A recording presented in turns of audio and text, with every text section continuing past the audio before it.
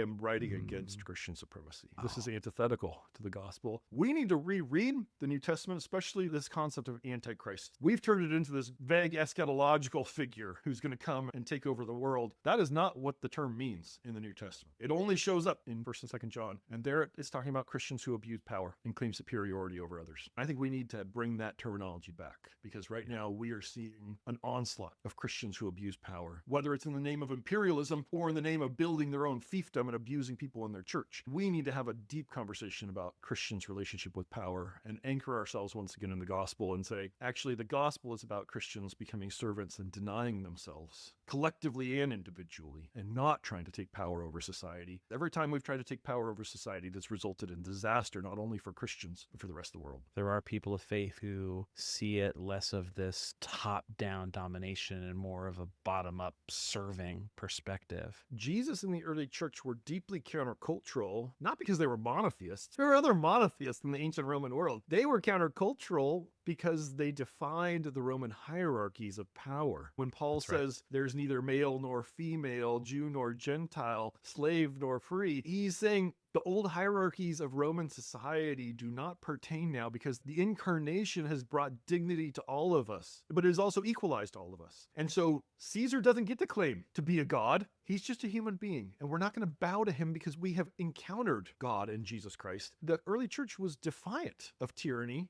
and of authoritarianism because of their anchoring in the gospel and because of the values of equality and dignity that Jesus brought. That's what we need to recover, because the church has gotten in bed with empire over and over and over again, and it has only corrupted the church.